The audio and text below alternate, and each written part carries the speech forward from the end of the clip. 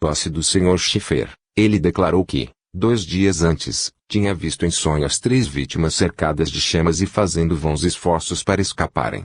Seu pesadelo realizou-se, pois. Trecho de uma carta da senhora do General G. ao autor.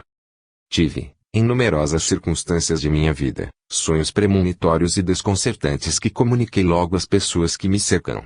Descrevi, desenhei, casas que jamais vi, anunciei mortes, vi em sonho, ainda jovem, quando do meu exame para o diploma superior, o dever de história que íamos ter no dia seguinte. Era a história de Catarina II. Divulguei tão bem a coisa que acreditaram numa fraude e quase fui reprovada. Recentemente, desafiado por meu filho, vi em sonho uma parte do texto da dissertação de história dada no concurso de assuntos estrangeiros. Até mesmo assinalei uma data, 1721, havia uma segunda, 1713, que eu não via. Tive este sonho em 12 de fevereiro, isto é, 2 meses antes do concurso, quando o assunto não tinha sido ainda bem escolhido. Observações do Sr. Bouvier, de Lyon. Para mostrar esta realidade de vida antecipada sobre o futuro durante o sono, é-me necessário apenas recuar 25 anos. Tenho sempre este sonho presente na memória. Eu estava ainda em casa de meus pais e certamente não pensava ainda como seria a minha vida mais tarde. Deitei-me bastante cedo, como acontece no campo, e adormeci desse sono tranquilo que a juventude experimenta e durante o qual me encontrei em um lugar que me era desconhecido. Via-me militar, barracas e tendas eram alinhadas numa grande extensão, depois eu abandonava esse local para passear numa cidade vizinha. Após alguns instantes de caminhada numa rua bastante longa, chegava a mura praça onde uma cruz de pedra parecia proteger com seus braços estendidos os fiéis do local. Bem perto de lá havia uma estação para onde me dirigia a fim de descer um rápido declive de novo. Após alguns passos, encontrei-me em outra praça no meio da qual havia um chafariz monumental. Despertei com esse sonho bem gravado em meu cérebro. Muitos anos se passaram. Eu não pensava mais em meu sonho quando, há 17 anos, eu chegava num campo de Satonai para lá terminar um período de meu serviço militar. Até ali nada lembrava meu sonho, que além do mais há muito tempo devia estar no domínio do esquecimento, quando um dia eu quis visitar Lyon. Mal chegando a Brisbousse, acreditei reconhecer-me, e, no entanto, eu não tinha jamais estado lá. A cruz que ainda havia na praça que domina a costa parecia-me familiar, a estação de Picelli, a praça das Tarrot, tudo me fazia o efeito de antigas coisas que eu conhecia. Eu revivi uma ideia já vivida, onde e como. Tal era a pergunta que eu me fazia e não podia responder. Após vários passeios na cidade, voltei ao campo e deitei-me atormentado pela ideia de descobrir a causa que me fazia reconhecer o que eu não havia jamais visto. Coisa estranha. Na mesma noite sonhei que se tratava de um antigo sonho do passado, sonho que, como eu já disse, está sempre presente em minha memória. O Feiticeiro do Colorado, relato da Sra. B. Nunca manhã do 3 de janeiro de 1898, o senhor de Roxas pediu-me que subisse à sua casa a fim de explicar o que desejava um visitante que não falava senão a língua inglesa. A conversação que tive com essa personagem mostrou-me que ele era indiano, Dr. Wolf Magnetics, leitor de pensamentos, quiromante, que vinha de Paris para fazer conferências e que desejava ser recomendado a seus colegas franceses. Eu ia levantar-me para partir quando ele veio sentar-se perto de mim, olhou-me fixamente nos olhos, tomou-me a mão e disse-me, meio sério meio brincalhão, agora, senhorita, conheço-a. Fiquei bastante intrigado e pedi-lhe para dizer o que pensava saber de mim. Ele examinou minha mão e disse-me, você não está aqui na casa de seu pai. Ele morreu quando você era criança. Sua situação então mudou bastante e vejo naquela época 5 lutos próximos. Depois acrescentou que eu amava a música e que dançava bem. Enfim me disse que eu era amada por um jovem, que eu teria alguns aborrecimentos com isso e, após algumas hesitações, como se temesse comover-me, ele está muito doente. Você se casará mais tarde. Tudo o que o feiticeiro havia me dito de minha situação, de meus numerosos lutos, era exato. Vi morrer, num lapso de tempo bastante curto, meu pai, meu avô, uma tia-avó e um primo. Quanto ao jovem, ele realmente existia. Todo mundo acreditava então era perfeita saúde, porém ele ia morrer do peito 6 meses depois. Foi nos primeiros dias de fevereiro que ele se consultou pela primeira vez e os médicos encontraram-no incurável. Não posso naturalmente dizer qual foi a parte do acaso na exatidão da predição vaga que foi feita a seu respeito. Quanto aos acontecimentos passados, eu absolutamente não pensava neles entrando na casa do Senhor de Roxas, e pareceu-me difícil que tenha havido uma transmissão de pensamento. Durante toda a sessão o feiticeiro não parou de olhar minha mão. Devo acrescentar que a jovem que escreveu este relato era uma sensitiva que estudei pouco, e que era irmã de Laurente, sujeito bastante notável sobre o qual publiquei impressões. Conduzi no dia seguinte à casa do feiticeiro minha nora na esperança de obter um novo fenômeno de lucidez. Entretanto o feiticeiro nada pode me dizer. A visão no cristal, relato do Dr. Maxwell. Eis um exemplo ainda mais significativo que os precedentes, pois a visão foi-me contada 8 dias antes de o acontecimento se realizar, e fiz, eu próprio, o relato a várias pessoas antes de sua realização. Um sensitivo percebeu, num globo de cristal, a cena seguinte: um grande navio, tendo um pavilhão com 3 costados horizontais, preto, branco e vermelho, e tendo o nome Leuland, navegava em alto atar. O navio foi de repente cercado de fumaça, marinheiros, passageiros e pessoas de uniforme correram em grande número à ponte e viram o navio sossobrar. 8 dias depois, os jornais anunciavam o acidente do Leuland, no qual uma caldeira explodiu, obrigando o paquete a arribar, creio. Esta visão é muito curiosa e, os detalhes foram me dados antes do acidente, analisa-la aí com cuidado. Em primeiro lugar, uma coisa chama a atenção, é que a premonição não foi exatamente cumprida. O Leuland sofreu realmente um acidente, foi envolvido por vapor, a equipagem e os passageiros tiveram de correr apavorados para a ponte, porém felizmente o magnífico paquete não sossobrou. Por outro lado, o sensitivo leu Leuland e não Leuland, porém este detalhe não tem grande importância, podendo o nome estrangeiro ter sido mal lido. Enfim, uma coisa digna de observação foi a ausência completa de interesse que esta visão podia apresentar ao sensitivo, que não terra nenhuma relação com a Alemanha e ignorava, ao menos conscientemente, a existência desse navio, apesar de certamente já ter tido imagens dele sob os olhos. Não se pode evidentemente dar muita importância a essa previsão. Porém esse sensitivo deu-me alguns outros exemplos curiosos. Esses casos, comparados àqueles que observei por outra forma ou dos quais tive o relato era primeira mão, tornam muito improvável a hipótese de uma coincidência, sem no entanto excluí-la de maneira absoluta. Tais como são, esses fatos me parecem bastante interessantes, devendo pois a observação sistemática dos fenômenos visuais que assinalo ser empreendida por pessoas competentes e com verdadeiros sensitivos, não com histéricos, que raramente dão boas observações. Observação do Dr. Bertrand. Acho que seria útil mencionar alguns detalhes relativos às primeiras observações que tive ocasião de fazer sobre a previsão e o sonambulismo. Antes de tudo não seria inútil lembrar que eu me tinha imposto rigorosamente a obrigação de escrever imediatamente após cada sessão tudo o que acabava de acontecer. Eu não teria ousado fiar-me em minha memória no que se refere à exatidão dos detalhes, temendo vir a abusar de um assunto que tanto se presta aos erros da imaginação. Ora, encontrara-se em meu diário mais de 80 previsões que tratam, quase todas, de acessos convulsivos, com características que não nos permitiram crer que fossem fingidos. Várias vezes ela, senhorita P.R., histérica, anunciou-me uma espécie de sono letárgico que durava cerca de meia hora, 45 minutos, 1 hora inteira. Durante todo esse tempo seus sentidos ficavam absolutamente imunes a toda espécie de impressão. Percebe-se o quanto deve ter-me sido fácil certificar-me de semelhante insensibilidade. Ora, declaro que fiz todas as experiências possíveis para constatá-la. Além das predições das quais acabo de falar, a mesma doente fez-me várias outras cuja realização forneceu provas ainda mais concludentes. Aconteceu-lhe anunciar-me, com 8 dias de antecedência, que, durante uma noite que ela me precisou, seu rosto incharia, suas pálpebras seriam infiltradas e sobre suas faces ver-se-iam aparecer em vários locais arranhões semelhantes aos que se poderia fazer roçando a pele com a ponta de um alfinete, e tudo isso aconteceu como ela havia predito.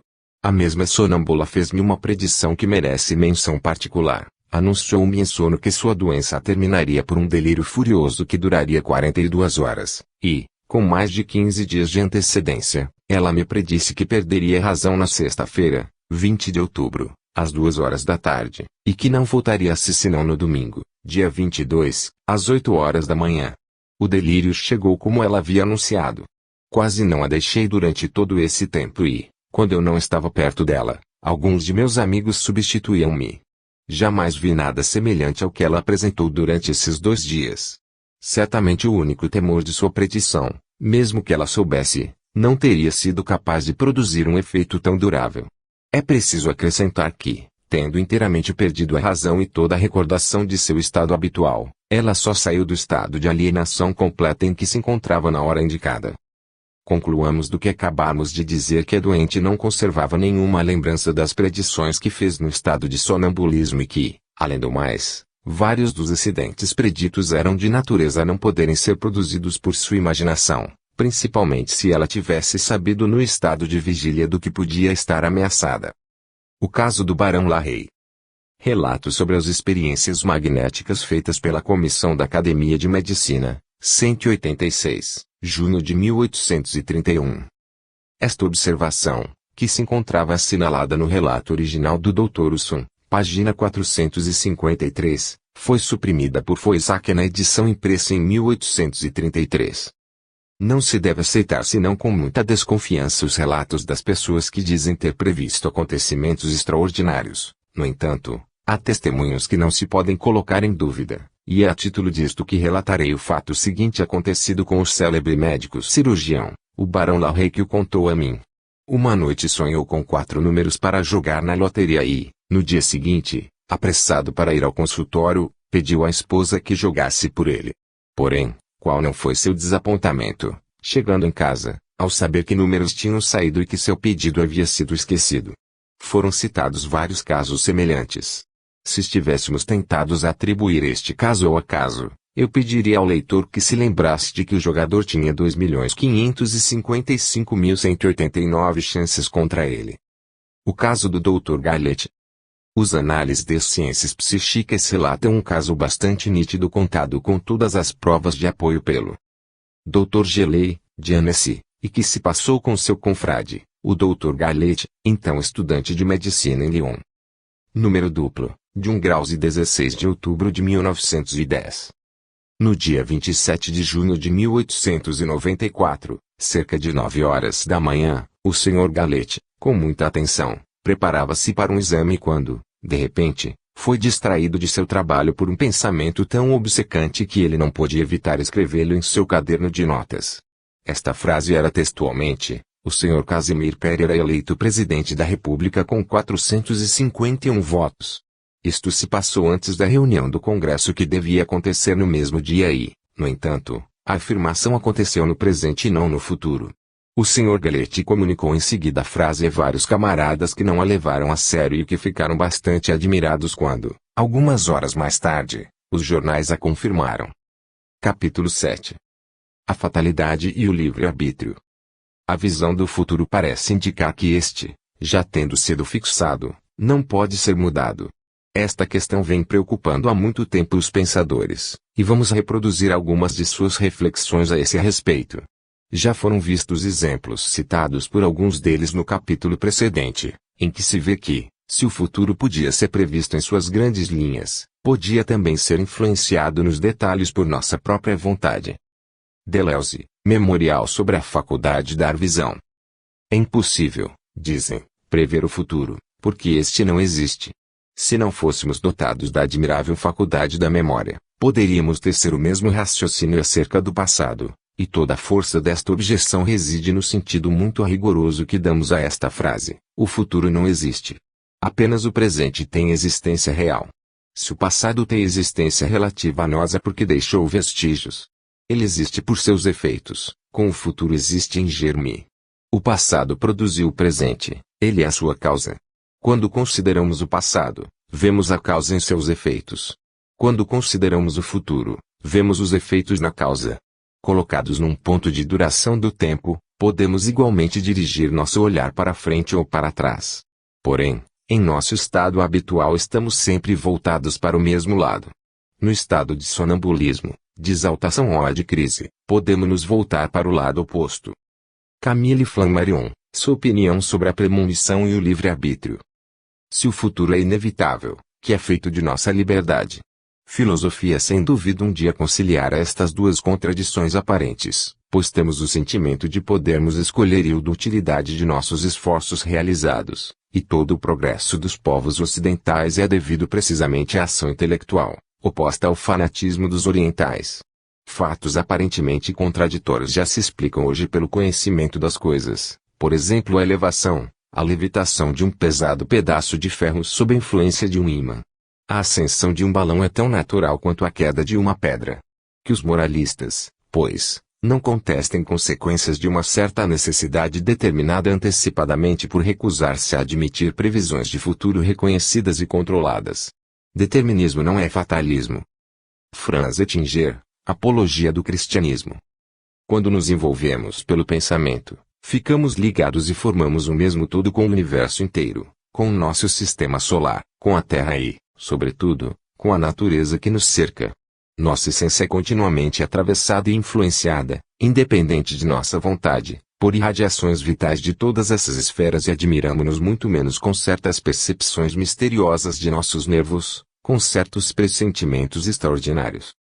Uma vez que nossa sensibilidade às vezes cresce, seja por causa da irritabilidade acidentalmente mais forte dos nervos, seja em razão da força relativamente maior das impressões, até ser afetada com o que se passa em certas regiões do nosso ser do qual não temos habitualmente consciência, porque esta mesma sensibilidade não seria tão suscetível de estender-se em suas relações com o mundo exterior, de maneira a perceber, às vezes, as influências que habitualmente lhe escapara. As mudanças de temperatura, uma tempestade que ameaça, um frio intenso, todos os movimentos da pressão atmosférica, da eletricidade, do magnetismo, agem materialmente tanto sobre os sãos quanto sobre os doentes, sobre aqueles que têm a sensibilidade obtusa, como sobre os que a têm bastante viva, e, no entanto, passam despercebidos para uns e são sentidos por outros. Aí, e aí somente, encontra-se traçada a via que conduzirá à compreensão da razão dessas percepções surpreendentes e difíceis de explicar. Chegaremos assim, por exemplo, a ver que, em sonho, uma visão magnética que nos oferece no presente a imagem de um acontecimento necessariamente ligado à trama de nossa vida, mas não ainda realizado, pode explicar-se tão naturalmente como o pressentimento de que um corpo doente e irritável tem presentemente certas variações de temperatura que só se realizarão mais tarde, é verdade, mas que já estão em preparação. Da mestra forma será para os outros fenômenos de clarividência. Admitirmos como fato constante o instinto dos animais, porque não é possível contestá-lo, porém o pressentimento no homem é mais incompreensível do que o instinto. Os dois caminham em par e paralelamente um ao outro. O instinto dos animais é a percepção imediata do que diz respeito à sua conservação e o pressentimento é o sentimento imediato de mudanças que se preparam. É certo, diz Goethe, que, em determinados casos, as fibras sensíveis de nossa alma podem atingir além de nossos limites corporais e que elas gozam algumas vezes do pressentimento ou da visão real de nosso futuro próximo. Encontramos num meio cujos movimentos e influências sobre nós exercidas, assim como as relações com nossa alma, ignoramos. Temos todos dentro de nós um pouco de forças elétricas e magnéticas. Acontecia-me com frequência, quando eu me encontrava em companhia de um amigo e tinha o espírito vivamente ocupado por um pensamento, de ver esse amigo falar-me, antes de mim, do que eu tinha em mente. Uma alma pode também agir sobre outra com sua presença muda. Oliver Lodge, sua teoria sobre o passado e o futuro, trecho de seu discurso na British Association, em Cardiff. Uma ideia luminosa e útil é a de que o tempo não é senão uma maneira relativa de considerar as coisas.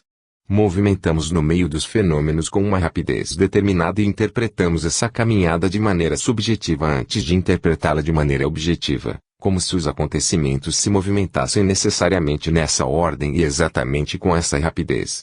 No entanto, isto pode ser apenas uma maneira de considerar.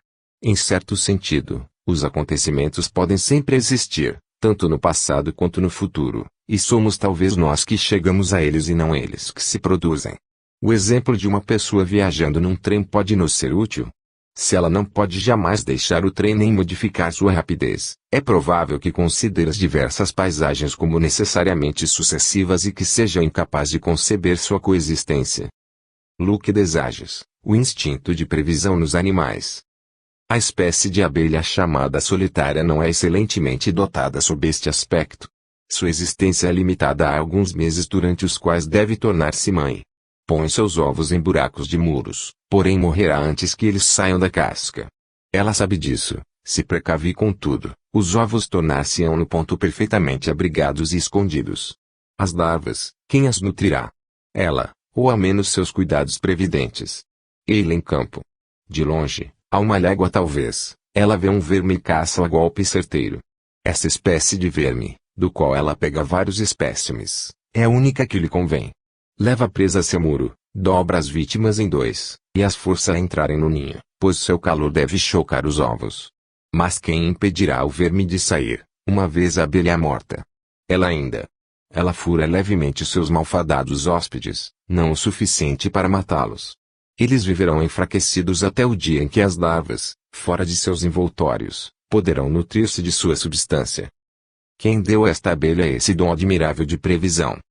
Pergunte àquele que nos criou a todos, como diz Voltaire. Você quer que eu lhe diga? Se os homens ficam algumas vezes em êxtase, os animais assim estão sempre, é sua norma, e aí está o segredo de seu maravilhoso instinto. Paul Flambat, Predestinação e Livre-Arbítrio do ponto de vista da influência astral. Meu coronel, você me dá a honra de pedir minha opinião sobre a questão da predestinação e do livre-arbítrio considerada através dos estudos concernentes à influência astral que empreendi. Esta nota foi-me enviada por um capitão de artilharia, antigo aluno da Escola Politécnica que, sob o pseudônimo de Paul Flambat, publicou uma série de livros em que estudou de maneira científica a questão da influência astral. E com prazer que tentarei formulá-la, ao menos no estado atual em que ela se encontra para mim, pois parecer-me-ia presunçoso tornar partido definitivo sobre um ponto do qual a verdadeira ciência mal começa a ocupar-se. Até aqui, com efeito, esta dupla questão da fatalidade e da liberdade, geralmente mal colocada, foi sempre fértil em controvérsias, como todas as dissimulações de ideias metafísicas sem base e sem saída. E as citações de autores que poderiam ser invocadas a respeito deste ponto para esclarecê-lo não fariam provavelmente senão obscurecê-lo, não tanto pelas contradições, mas pelos processos de argumentação que não mais respondem à mentalidade científica de nossa época. É prostrando o papel provável da influência astral sobre o destino humano que desejo tentar focalizar a questão, partindo de fatos tão incontestáveis quanto possível. Duas coisas devem pois ser expostas: 1 graus, a realidade da influência astral sobre o homem; 2 graus, as consequências filosóficas que daí decorrem. Por um lado há fatos, por outro a interpretação que lhes diz respeito. Comecemos por ir direto aos fatos. Realidade da influência astral. Várias fontes de provas positivas são acessíveis à observação científica no que se refere à influência dos astros sobre o homem. Limitar-me-ei a citar a melhor em minha opinião, a da hereditariedade astral. Pode-se constatar tranquilamente, entre os membros de uma mesma família, similitudes tocantes de aspectos planetários no momento do nascimento. A conclusão que daí decorre é primeiramente que existe uma certa ligação entre a hereditariedade e o céu de natividade normal. Uma vez que certos fatores astronômicos são transmissores de hereditariedade, eles também são naturalmente indicadores de faculdades, ao menos em certo grau. Uma certa linguagem astral permite, pois, definir o homem de acordo com limites que é ilusório pretender fixar a priori. Ou seja, leis psicológicas de correspondência celeste existem. Por mais surpreendente que possa parecer ainda hoje, este fato pode ser estabelecido com um rigor científico incapaz de ser negado em face da experiência. Ele nem mesmo exige iniciação ou aptidões especiais por parte do observador. Além do mais, se o espírito científico moderno é ainda hostil a essa verdade, é necessário aí ver muito mais a rotina de uma velha negação de 2 séculos do que uma verdadeira reflexão raciocinada. Várias descobertas modernas poderiam muito bem legitimar o princípio da influência astral. As teorias sobre o dinamismo das vibrações, emitidas por todos os corpos e oferecendo transformações de energias mais variadas, não nos permitem, com efeito, rejeitar sistematicamente a ideia de solidariedade entre os corpos celestes e os seres animados que podem existir sobre eles. Por outro lado, sendo a placa fotográfica sensível às irradiações siderais, nada prova a priori que essa influência astral, real sobre certos objetos que nos cercam, não seja tão real sobre nosso organismo vital. Não posso aqui senão resumir os estudos que fiz a respeito, a fim de abordar o sistema do destino humano sob um ponto de vista filosófico. Alguns, admitindo de bom grado o princípio da influência astral pela orientação inata das faculdades ou pela indicação atávica, são completamente refratários à ideia do papel diretor dos astros no decorrer da existência. Poder-se-ia primeiramente responder-lhes que, influenciado o recém-nascido pelos astros no momento em que se individualiza, nada prova a priori que tão logo depois a criança se torne subitamente refratária às influências celestes que a fizeram nascer e orientaram. Mas a experiência ainda aqui reduz a pouca coisa não todos os argumentos teóricos. Observações repetidas provaram com efeito leis manifestas de correspondência entre certas passagens astrais e as fases de evolução boa ou ruim de uma existência humana. Essa questão dos trânsitos planetários, que aqui posso apenas esboçar, é uma fonte de provas quase tão positivas quanto a da hereditariedade astral. Uma vez que o estado do céu pode ser calculado com antecedência através da astronomia, chega-se assim a considerar a predestinação humana, em seu estado geral, como consequência lógica da caminhada fatal dos astros. Considerada sob esse ponto de vista, a faculdade de previsão encontrada em certos sujeitos hipnotizados não é mais inconcebível do que dos indivíduos que apresentaram a facilidade de realizar cálculos de cabeça, como Mondeukis ou Einaudi. No dois casos o cálculo matemático permite o mesmo tipo de controle, como se pode constatar nos dois exemplos relativos às fases de destinos de Eugênia e de José Pini, anteriormente expostos neste volume. Em resumo, se a natureza nos faz nascer e evoluir sob aspectos planetários particulares, este fato não é sem causa, e esta causa expressa pelos astros eu a chamo de influência astral. Pouco importa que seu modo de operação. Quanto à objeção feita, hoje como outrora, a respeito das natividades sob o mesmo céu, podendo dar destinos ou características diferentes, discutir no Etude Nouvelle sur l'Hérédité, creio ter mostrado que para lançar objeção é suficiente defini-la precisando a finalidade e os processos admitidos na ciência astral, desligada, nem é preciso dizer, de todo charlatanismo. Consequência filosófica da influência astral. Estando nossas faculdades de orientação e de evolução ligadas em certo grau aos aspectos do céu, o problema filosófico que a isto se liga torna-se por conseguinte capital e oferece um campo de investigações sem limite. Nosso destino, em parte governado pelos astros, apresenta uma fatalidade tão rigorosa em suas fases quanto estes em sua caminhada. Nada nos autoriza a concluí-lo. Nem mesmo creio que o observador imparcial o possa supor. E se há uma ciência capaz de esclarecer a questão, esta que nos ocupa aqui pela variedade infinita de pesquisas que permite. Assinalemos logo o perigo da discussão que quase sempre houve em se querer opor o fatalismo absoluto ao livre-arbítrio absoluto, apesar de os partidários dos dois lados no fundo não crerem nenhum nem outro, uma vez que nenhum admite as consequências práticas. Inclusive perpetua-se a este respeito em muito gente uma destas contradições filosóficas que parece suficiente definir para dissipar. Certos fatalistas afirmam que a consciência que preside a liberdade de escolha que cremos fazer é pura ilusão e que resulta de um determinismo que rege os fenômenos da razão de uma maneira tão fatal quanto o que preside aos de nosso organismo vital. Se assim o fosse, tornar-se-ia difícil atribuir um sentido às palavras tais como mérito, virtude, crime, responsabilidade, verdade, erro, bem, mal, etc.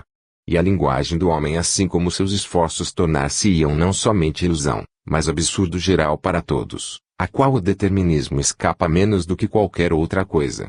Quanto a pretender que a fatalidade não seja irrevogável senão para os acontecimentos importantes da vida, isto seria afastar todo determinismo absoluto e admitir uma liberdade relativa. Esta opinião, aliás, não apresenta sentido preciso se não se deseja definir a própria importância dos acontecimentos encontrados ao longo da cadeia das causas e dos efeitos que aparecem em nosso caminho. A importância nesta matéria comporta verossimilmente os graus mais variados e mais difíceis de se conhecer. É efetivamente evidente que certos acontecimentos aparentemente insignificantes representam às vezes papel preponderante em nossa evolução. A predestinação geral do homem engloba, pois, provavelmente, todos os seus poderes inatos de orientação e de evolução sem precisá-los de maneira absolutamente fatal como acontecimento. Nos partidários da liberdade absoluta, sem determinismo diretor, são também encontradas muitas contradições em sentido inverso. Cada um de nós sabe que não somos todos edificados da mesma maneira na capacidade de caráter e que os elementos de destino oferecem a mesma observação de desigualdade original, que a sorte existe para certos indivíduos, não no estado de acaso passageiro, mas de poder permanente, e que outros indivíduos são perseguidos por um azar contínuo. Em suma, que a boa e a má estrela sob a qual se vem ao mundo é uma expressão que oculta profunda verdade. Ninguém hoje ousaria negá-la racionalmente. Desta forma é possível admirarmos-nos por encontrarmos tanta oposição sistemática quando se fala da previsão do futuro por parte daqueles que são com frequência os primeiros a deplorar o passado como causa do presente. Não há, efetivamente, nenhuma dúvida possível a respeito desta contradição. Reconhecer que o presente é consequência do passado é evidentemente admitir que o futuro também é do presente. Além do mais, o que é o presente se não passado ou futuro ainda é pouco distante. Com que direito estabelecer limites de distanciamento no encadeamento real das causas e dos efeitos? Entre um diagnóstico e um prognóstico há outra coisa além da questão de grau? Em resumo, por um lado o livre-arbítrio não pode ser absoluto no sentido em que apenas nossa vontade está longe de poder realizar tudo o que é acessível a outros. Por outro lado, o sistema que carrega os variados nomes do fatalismo, predestinação, determinismo etc., não saberia igualmente apresentar um caráter absoluto, pois é impossível admitir um sistema que coloca forçosamente seu defensor em contradição perpétua com ele mesmo e que viola assim sua própria razão tanto quanto as demais. Não se considerando a intervenção possível de fatores estranhos aos fenômenos habituais, o destino terrestre do homem resulta, pois, em nossa opinião, de uma predestinação mais ou menos modificada pelo livre-arbítrio individual ou coletivo, ou, preferencialmente, ele é o resultado de uma certa força, condição necessária do mérito, que chama o livre-arbítrio, capaz de evoluir somente num círculo de predestinação particular a cada indivíduo. O estado do céu de nascimento indica ao menos em parte esse campo de predestinação. Em outros termos, o futuro parece ser arranjado com antecedência em essência, mas não em forma. As forças elementares de nosso destino são fixadas com antecedência, porém sua coordenação depende de um livre-arbítrio apropriado. Não se trata aqui de uma teoria do justo meio criada para conciliar o máximo possível de opiniões. A alta sabedoria de um ecletismo que se crê dispensado de argumentos jamais trouxe, creio, alguma solução. Trata-se de discutir e de escolher as consequências mais prováveis que resultam de fatos que a experiência pode repetir de mil maneiras. Se os astros governam em parte o destino humano, é preciso, sem dúvida, entender daí que as posições siderais de natividade que caracterizam a constituição original do indivíduo registrar a fase de influências boas ou más cujas épocas podem ser calculadas com antecedência, da mesma forma que a caminhada dos planetas em suas órbitas. Esses períodos são aqueles em que o magnetismo chega a ser de natureza própria a influenciar de maneira harmônica ou dissonante nossa constituição astromagnética de natividade. Essas correspondências podem ser expressas sob a forma de leis pela observação. É assim que a morte normal, como é fácil constatar, coincide quase sempre com as passagens de Saturno ou de Marte em aspecto dissonante, conjunção, oposição ou quadratura, comparativamente às posições do Sol ou da Lua do nascimento. Mas se o fenômeno parece necessário, daí não resulta absolutamente que ele seja suficiente. A ciência das previsões consiste sobretudo em procurar as convergências de probabilidade e em formular, assim, resultados mais ou menos fundamentados. Um determinismo astral irrevogável parece, aliás, inadmissível em face da experiência, como prova o exemplo dos gêmeos que nascem ligados, consequentemente com o mesmo atavismo e mesmo céu de nascimento, e que não têm existências idênticas após a operação cirúrgica que os separa. Pode-se citar a esse respeito as duas irmãs hindus Radhika e Dodika, em que uma pôde sobreviver a outra bastante tempo. Em suma, o estudo das correspondências astrais permite-nos dar alguma ideia de um acordo racional entre a predestinação e um outro fator estranho a que chamamos livre-arbítrio. Este estudo fez-nos conhecer em certa medida o campo onde a vontade humana pode exercer-se normalmente e, em consequência, frutuosamente. A imantação natural de nosso organismo relativamente às influências siderais, terrestres, telepáticas etc. termina talvez em fenômenos análogos aos do magnetismo artificial que tanto tem sido repetido atualmente na sugestão hipnótica. No nascimento, o magnetismo do homem com individualidade em formação pode muito bem receber magnetismo celeste, ao mesmo tempo em que uma receptividade latente, uma espécie de sugestão-convencimento cuja forma pode ser depois modificada e a gravidade amenizada ou amplificada por causas estranhas. O problema do destino parece-me em parte compreendido no ramo dos conhecimentos humanos que a filosofia moderna mal supõe, mas que não poderá eternamente evitar, pois a filosofia, por definição, não pode ser especialista e tem o dever de inspirar-se em todas as ciências positivas sem exceção. A honra da ciência positiva, porém não negativa, será de estabelecer bases sólidas para uma ciência integral que colocará muito mais em acordo do que se pensa o espiritualismo e o materialismo, libertando, pouco a pouco, a razão da interpretação pessoal tão frequentemente governada por instintos ceigos. Sob esse ponto de vista, a psicologia parece fundamental como ciência, devendo servir de controle a todas as outras. Quanto ao problema da educação, em particular, tende-se cada vez mais a reconhecer que nenhuma solução é possível sem o conhecimento das aptidões originais da criança, isto é, sem prever de maneira geral o destino correspondente para o qual ela é feita. Ninguém sabe o que o futuro nos reserva no que concerne ao magnetismo pessoal nos fenômenos de clarividência e de magnetismo astral em suas leis psicológicas mal delineadas. A fusão dessas duas fontes de estudo, provavelmente mais diferentes em aparência do que em realidade, permitir-nos ir pouco a pouco estabelecer, sobre bases positivas, uma ciência que fosse de todas as épocas, ciência que os charlatães, mais ou menos sozinhos, exploraram até o momento, falseando-a. Como compreendo o livre-arbítrio? Creio que as grandes linhas de nossa vida são traçadas com antecedência e que, como as peças de uma máquina, temos um papel determinado a desempenhar, porém com certa flexibilidade do ponto de vista dos acontecimentos físicos e uma liberdade muito maior do ponto de vista moral. O homem, entrando na vida terrestre, poderia ser comparado a um marujo que embarca num navio, indo por exemplo do Havre a Nova York.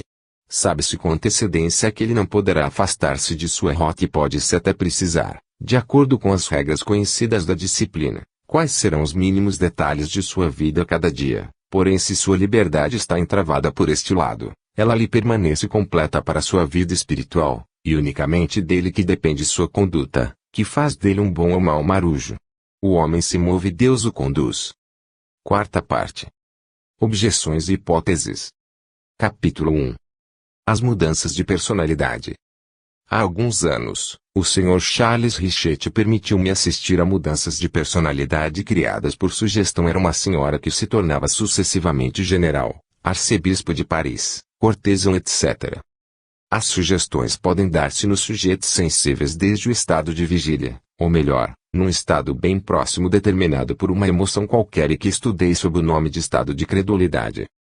Pouco depois, repeti essas experiências com um jovem, chamado Benoit, e obtive não somente a representação extremamente realista da tal personalidade que eu lhe impunha, mas escritas variadas de acordo com os papéis representados e perfeitamente conformes às regras da grafologia. Encontrar-se-ão estes espécimes descritos em meu livro sobre os estados superficiais da hipnose, États superficials de hipnose, publicado em 1893, no Samuel, capítulo 3. Parágrafo 3. Como podem ser impostos ao sujeito todos os papéis que se queira, mesmo de um animal ou de um objeto inanimado, tal como uma lâmpada ou um pouco de manteiga, a explicação do fenômeno é evidente. Digo a Benoit que ele é uma lâmpada, como a que está sobre minha escrivaninha. Ele se enrijece e permanece imóvel. Faço então o gesto de elevá-la e, após alguns segundos, ele mostra, pronunciando o CRR que é preciso parar para a manteiga, mesmo em mobilidade. Porém, se aproximo dele uma vela, ele se deixa cair como se derretesse. Pela sugestão paralisam-se em seu espírito todas as ideias que não se relacionam com o papel indicado, o qual se desenvolve então com muito mais intensidade, graças às recordações e à imaginação do sujeito, pois estas têm campo livre em seu cérebro. Dessa forma, aí não há absolutamente lugar para a hipótese das reencarnações ou de possessão por um espírito estranho. Algumas vezes o sujeito, ao invés de tomar, sob ordem, uma determinada personalidade, transporta-se, sob a influência de um acidente fisiológico, a uma época anterior de sua existência com todos os sintomas físicos e morais que o caracterizavam nesse período de sua vida. Depois, passado um tempo mais ou menos longo, ele volta a seu estado normal sem lembrança de sua mudança de caráter. Tal é o caso contado em 1882 pelo Sr. Camusetti nos Análises Médico-Psichológicas. Erra 1880, ml, com 17 anos de idade, dá entrada no Hospital Psiquiátrico de Bominival. Ele é histérico e filho de histérico. Um dia, trabalhando no campo, foi possuído por grande medo causado pela visão de uma víbora e teve um violento ataque de histeria. Ao retomar a consciência, ele era outro, seu caráter modificou-se completamente. De altercador e ladrão, tornou-se meigo e serviçal, Está na condição segunda, perdeu completamente a lembrança do passado e se crê ainda em Saint-Urbain, colônia penitenciária de onde foi mandado para Bomineval. Não conhece nada do que veio em Bomineval e, não somente esqueceu tudo o que se passou, como não sabe mais a profissão de alfaiate que havia aprendido.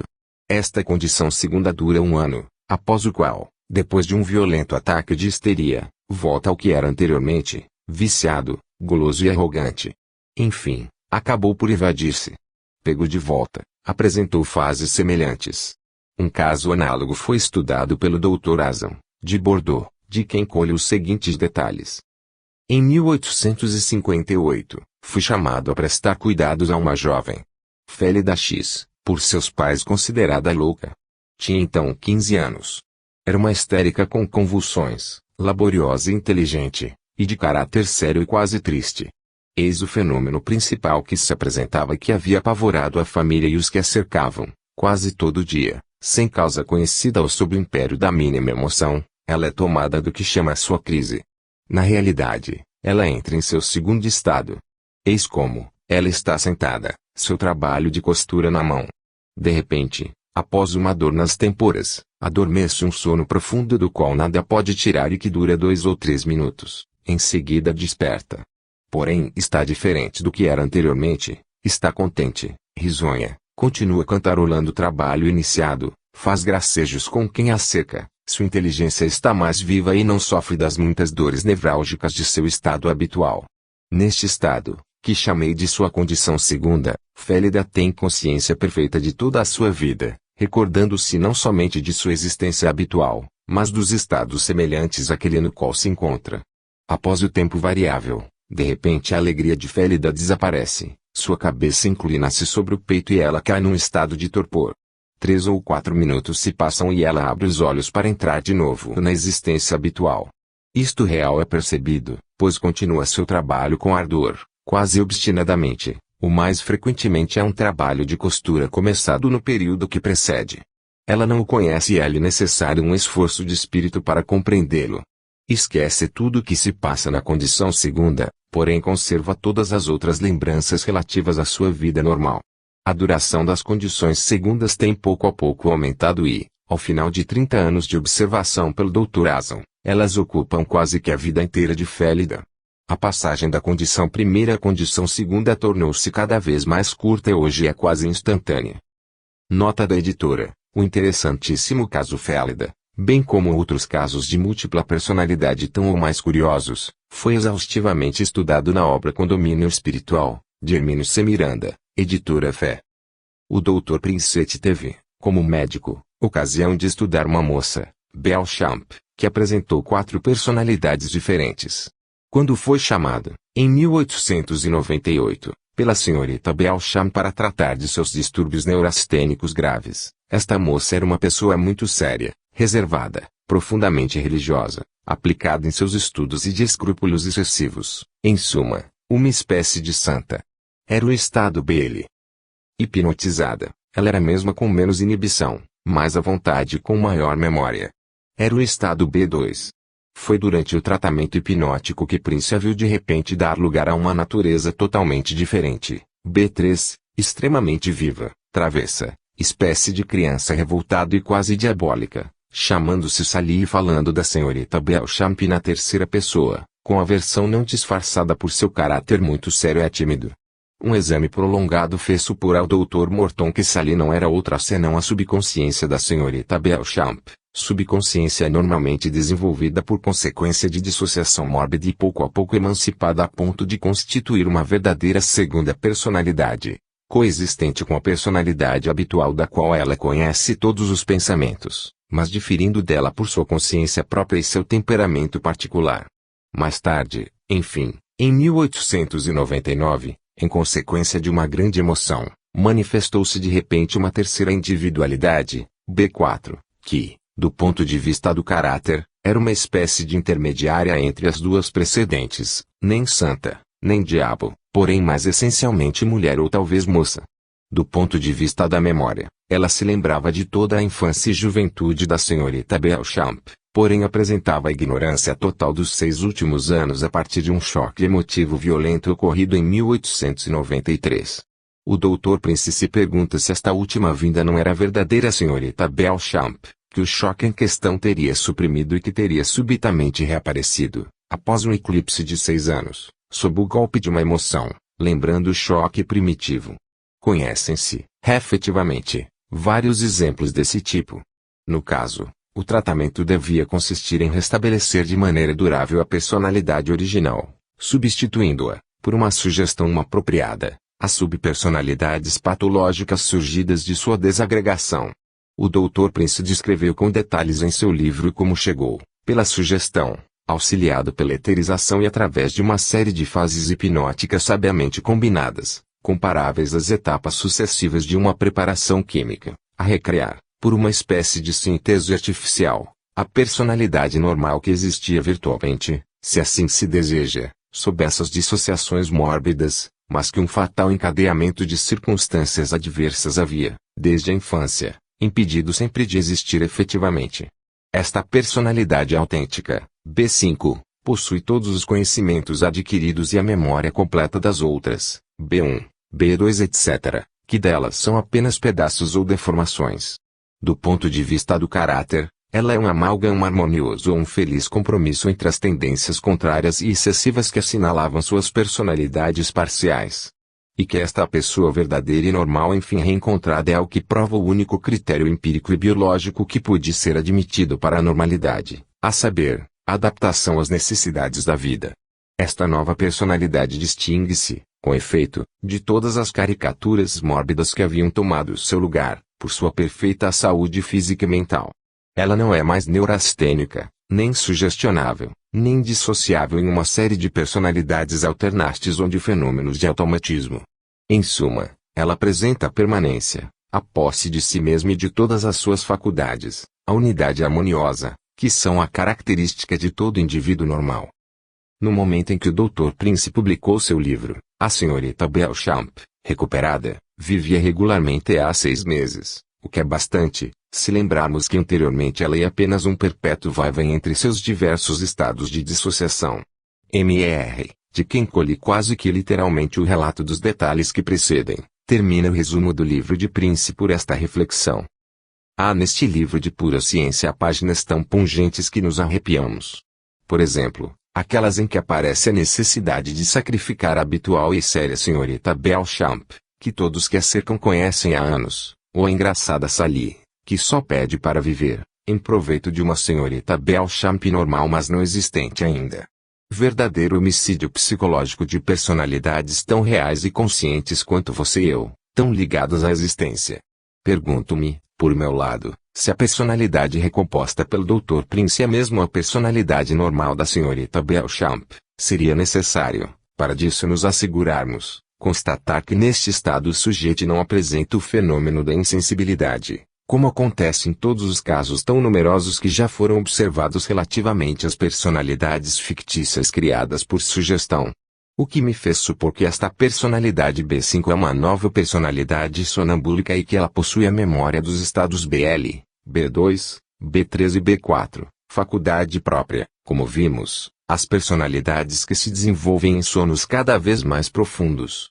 Encontramos, enfim, casos análogos nos estáticos, e ainda aí é difícil admitir a intervenção real das personagens representadas.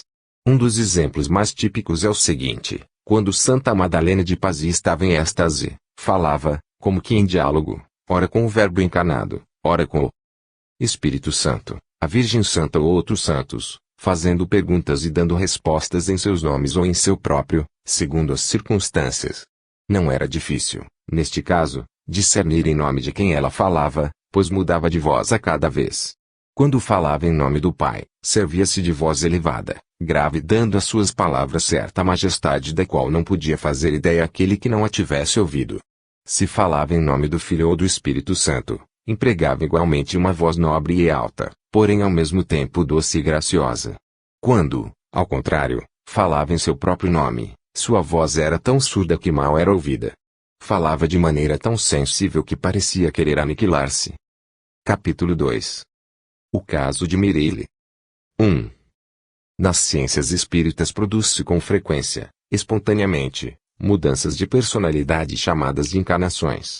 Seria o espírito de um morto que se apoderaria do corpo do médium e falaria através de sua boca. Nota da editora: o movimento espírita tem preferido usar a expressão incorporação para designar o processo mediúnico em que o espírito assume o controle do médium. Tal expressão, ainda assim, é vista com algumas restrições, pois o espírito comunicante não entra no corpo do médium. O pesquisador Palhano Jr. cunhou, para classificar esse mesmo processo, o termo psicopraxia, tentando pôr fim às imprecisões da linguagem. O que é de todo errado é o termo encarnação para designar qualquer tipo de manifestação mediúnica ou anímica. Como os leitores poderão observar, este capítulo reflete, apesar da importante contribuição de suas pesquisas, o desconhecimento que possui o céu de Rocha em relação a alguns aspectos da mediunidade, hoje já melhor estudados e compreendidos. Pude estudar, durante vários meses, um caso análogo, mas no sono magnético provocado por passes.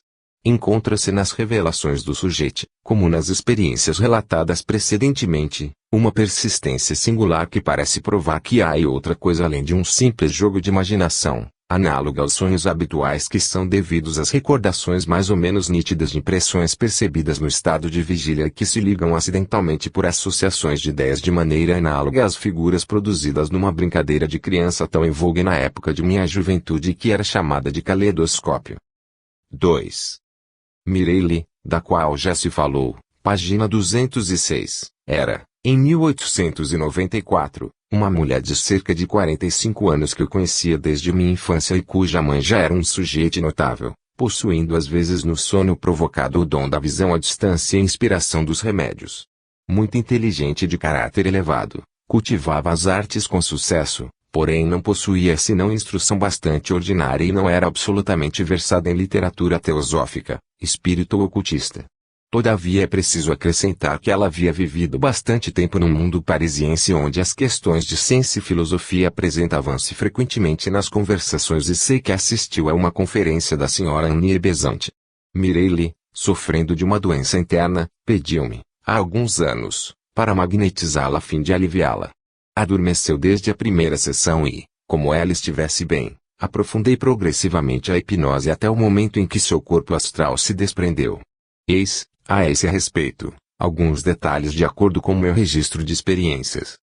9 de julho de 1890, 5 graus sessão, adormece Mireille, que passa bastante, rapidamente pelas diversas fases do estado hipnótico.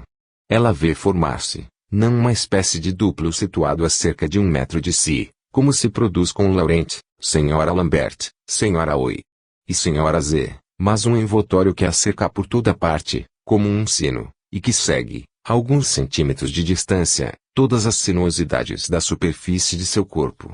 Do interior ela vê esse envoltório, de maneira que suas saliências parecem-lhe depressões e inversamente. Continuando a magnetização, esse envoltório condensa-se e eleva-se no espaço. Mireille cessa então de ver o envoltório, porém vê seu corpo carnal como se ela estivesse fora dele e percebe ao redor de si própria fantasmas luminosos que compara a frutos de balsamina quando, ao amadurecer, se abrem recurvando-se. Alguns, diz ela, são larvas que se aproximam de mim para tentar aspirar o orvalho de vida do qual meu corpo astral, ainda em comunicação com meu corpo físico, está impregnado. Outros parecem-me ter sido seres humanos. Ela os teme e rejeita-lhes o contato. 19 de julho de 1894, 6 graus sessão, leva a magnetização mais longe do que na sessão precedente. Mireille sente-se elevar no espaço e chega a uma região superior onde se banha numa luz intensa que compara de um diamante amarelo. Os seres que então a cercam assemelham-se a cometas com grandes cabeças e têm um brilho verde, bastante variável de acordo com os indivíduos. Esses seres parecem possuir afinidades, aproximando-se e distanciando-se a cada vez. Seres semelhantes passam abrindo o espaço com grande rapidez como se fossem chamados em alguma parte. 25 de julho de 1894, 8 graus sessão, Mireille, levada à região superior da qual se falou 6 graus sessão, diz que reconhece dentre os fantasmas que adejam ao seu redor um amigo de infância falecido há 10 anos e ao qual daqui por diante daremos o pseudônimo de Vincent. Aqui meu diário interrompe-se durante vários meses por diversas razões. Primeiro, uma viagem separou-me de Mireille, em seguida, Suas revelações pareceram-me de natureza tão estranha que eu não quis dar-me ao trabalho de anotá-las até o momento em que eu pudesse formar uma opinião sobre seu grau de verossimilhança e sobre sua origem e seu espírito. Contou, com efeito, suas explorações em corpo astral nos diversos planetas, e dava-me detalhes sobre a camada elétrica que, de acordo com ela, limitaria nossa atmosfera. Encontro no site sur les phénomènes électriques des êtres vivants, publicado em 1894 pelo Dr. Fugarion, a seguinte passagem da qual nem Mireille nem eu tínhamos então conhecimento. A esfera de fluido elétrico. O globo terrestre possui uma eletricidade própria cuja causa é múltipla. A crosta terrestre é eletrizada negativamente, enquanto que a atmosfera o é positivamente. O potencial do ar aumenta à medida que nos elevamos. Até 1 metro acima do solo não é encontrado nenhum sinal de eletricidade. A partir daí, Quetelet viu que a intensidade elétrica é proporcional à altura, resultado encontrado igualmente por Thomson e por Mascart e Joubert. Peltier reconheceu em um escaravelho que a eletricidade, que cresce lentamente até 100 metros, aumenta em seguida rapidamente até a altura de 247 metros, a maior que atinge.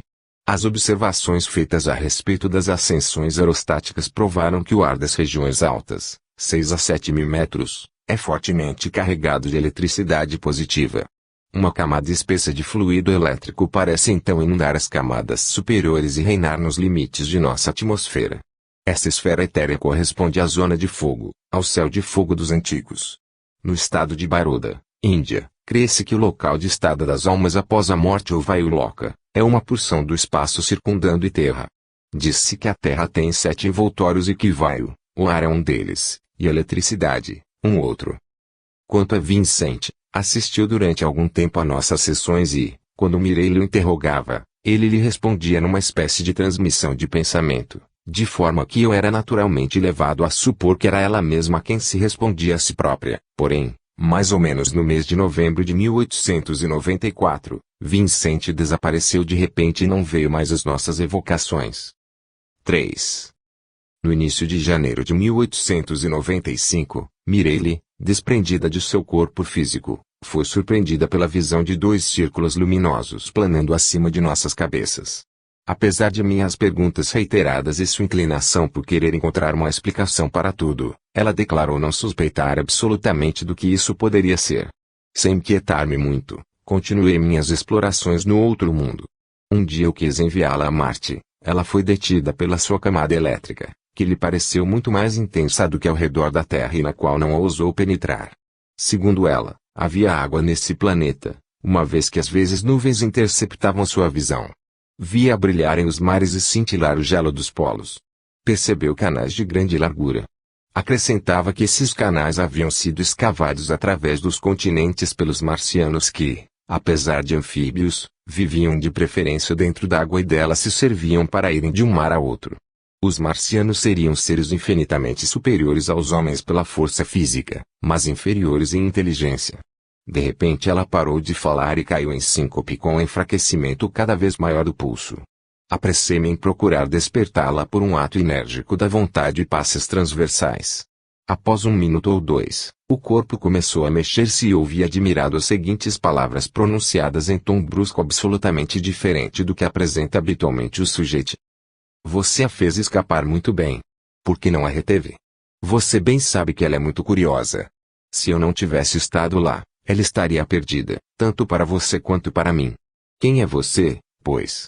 Sou Vincent, assisto a todas as suas experiências, que me interessam por causa de Mireille. Que fez ela e onde está agora? Ela quis penetrar na atmosfera de Marte atravessando a camada elétrica e não sei o que resultou daí. Precipitei-me para ela e a trouxe de volta. Depus seu espírito no veículo que me serve para vir à atmosfera da Terra e tomei seu corpo astral para entrar em seu corpo carnal e poder comunicar-me com você.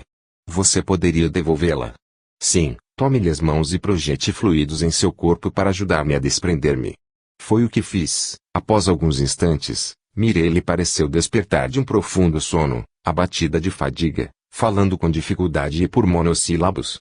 Antes de fazer seu corpo astral voltar ao corpo físico, perguntei-lhe o que lhe aconteceu. Ela me confirmou as palavras de Vincent. Procedi então ao despertar completo. Nas sessões seguintes, colhi pouco a pouco as informações que resumo a seguir. Algumas semanas antes, Vincent, cujo corpo astral e o espírito tinham estado, até ali, no interior da camada elétrica da Terra, havia perdido os sentidos e tinha despertado num outro mundo, com um corpo apropriado às suas novas condições de existência.